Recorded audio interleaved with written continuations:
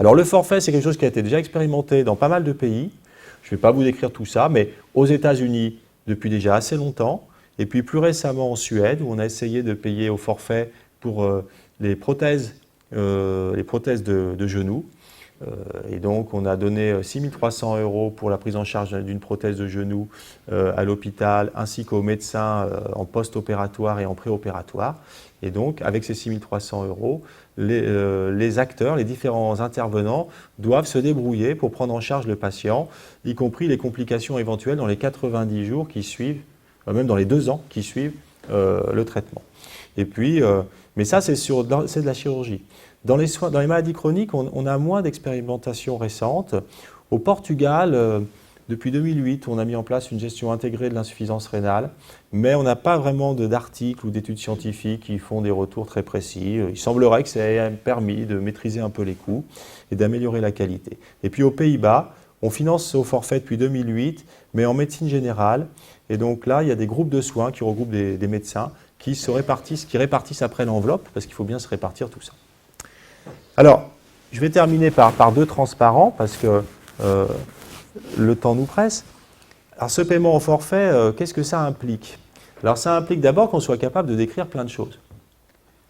Ça implique d'abord de dire quand est-ce que commence l'épisode qu'on veut financer et quand est-ce qu'il s'arrête. Ça implique de décrire le parcours. Alors, on a de la chance, dans l'insuffisance rénale, la Haute Autorité de Santé s'y est collée.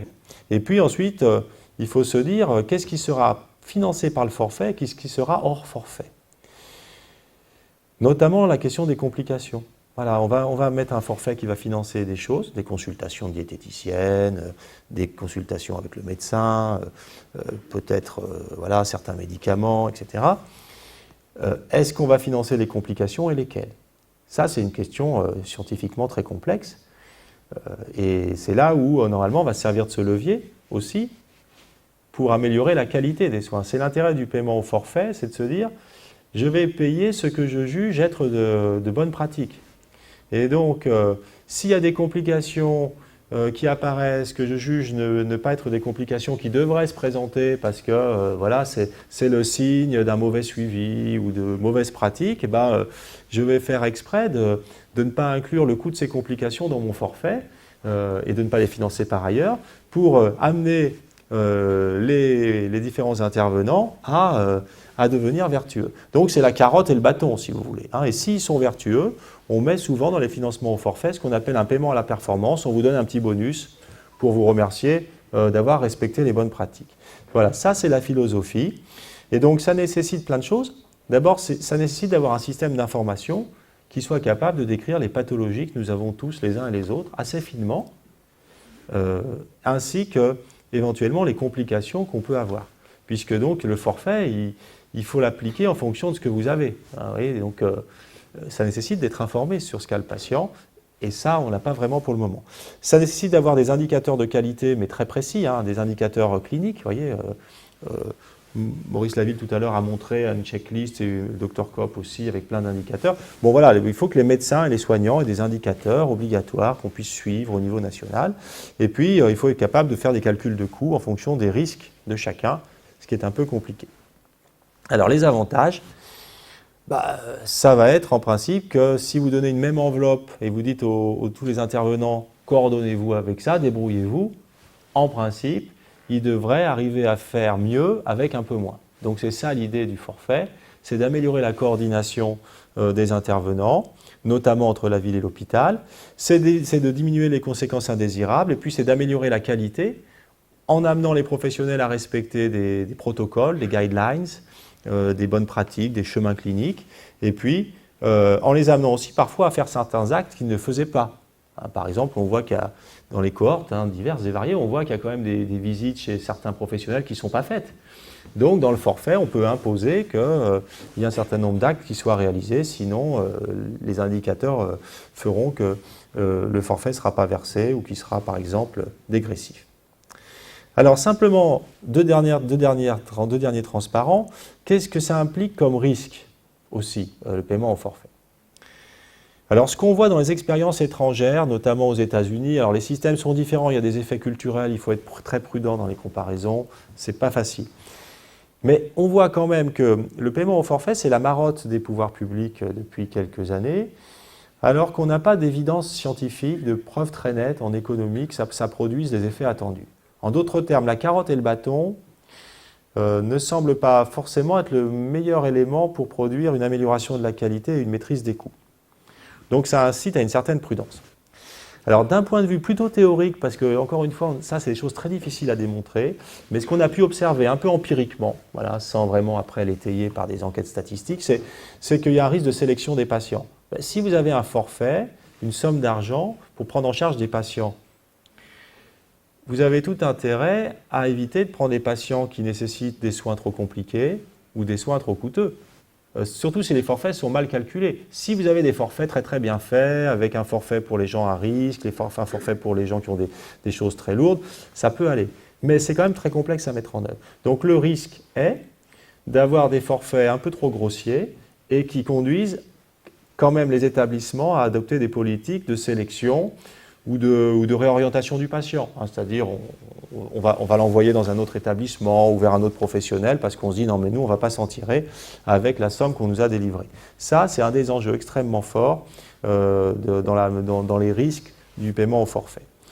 Deuxième risque, c'est l'appauvrissement des prestations qu'on réalise, c'est-à-dire vous avez une enveloppe et vous devez soigner le patient avec. Si économiquement vous avez un peu de difficulté, la tentation peut être de dire j'enlève certaines choses, j'ai des choses que je ne fais pas. Après tout, ça permettra de rester dans l'enveloppe qui m'a été donnée et je peux m'en tirer comme ça. Alors, on va essayer de contrôler ça avec des indicateurs de qualité, évidemment, mais c'est un peu le jeu du chat et de la souris. Et donc ça, c'est un risque classique qu'on connaît d'ailleurs tous dans la vie privée. Vous avez une enveloppe, un budget vacances. Si finalement vous voulez aller dans un endroit qui est un peu plus coûteux que prévu, par exemple, vous réduirez un peu, vous mangerez moins ou vous ferez moins de sorties. Donc vous gardez la même enveloppe, mais vous faites moins de choses à l'intérieur. Ça peut être l'idée de renvoyer des patients vers des structures secondaires. On se file la patate chaude. On se dit, dans le forfait, là, c'est un peu limite, je vais l'envoyer chez un confrère ou dans un autre établissement. Et puis après, il y a des coûts du système. C'est-à-dire que pour surveiller tout ça, pour mettre en place les forfaits, il faut mettre en place des systèmes d'information qui vont coûter cher en investissement. Il faudra mettre en place des protocoles. Alors ça, il y en a déjà pas mal, mais là, il faut qu'ils soient très précis. Il y aura du temps de codage et de coordination. Ce qu'on a vu en Suède, c'est que comme les forfaits n'étaient pas suffisants, les établissements ont demandé aux patients de participer davantage et donc de payer davantage. Il y a eu des dépassements d'honoraires et des restes à charge qui ont été plus importants.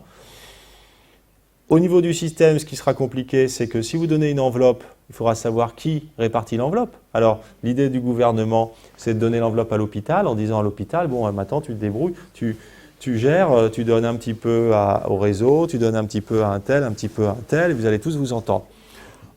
On sait d'avance que ça va être très compliqué. Évidemment. Et donc, alors qu'on veut faire travailler la coordination hôpital-ville, est-ce que donner une enveloppe à l'hôpital, c'est la meilleure idée ? C'est pas certain. Donc là, il y a des questions théoriques et pratiques assez fortes.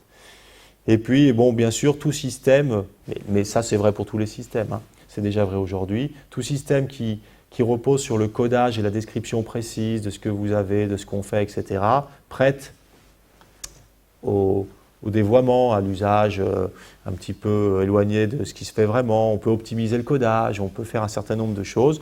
C'est déjà le cas dans ce qui se pratique pour la T2A. C'est inévitable, mais c'est vrai que le forfait prête aussi beaucoup à ces pratiques-là. Mais on voit qu'il y a un certain nombre de risques. Alors, ce que veut faire le gouvernement néanmoins pour l'insuffisance rénale, enfin, a priori, on attend quand même vraiment les textes, on va voir. Mais c'est quand même de mettre un forfait qui sera d'abord cantonné au secteur hospitalier. C'est-à-dire, on donnera une enveloppe à l'hôpital X ou à l'hôpital Y ou à la clinique Z ou au centre ou à l'association de dialyse X ou Y également, en leur disant, voilà, ça c'est l'enveloppe pour prendre en charge vos patients dans le cadre de votre établissement. Donc on n'aura pas un forfait dans un premier temps qui sera un forfait global, qui sera ville-hôpital. On ne va pas donner un forfait pour dire, voilà, Monsieur Pascal, on donne un forfait pour le suivi de Monsieur Pascal, qui par ailleurs va très bien pour le moment, mais qui est peut-être un malade en puissance. on lui donne un forfait, on donne un forfait pour le soin de Monsieur Pascal, et puis avec ça, il faut payer à la fois les généralistes, à la fois la structure, non, pour le moment, on imagine plutôt un forfait qui reste hospitalier.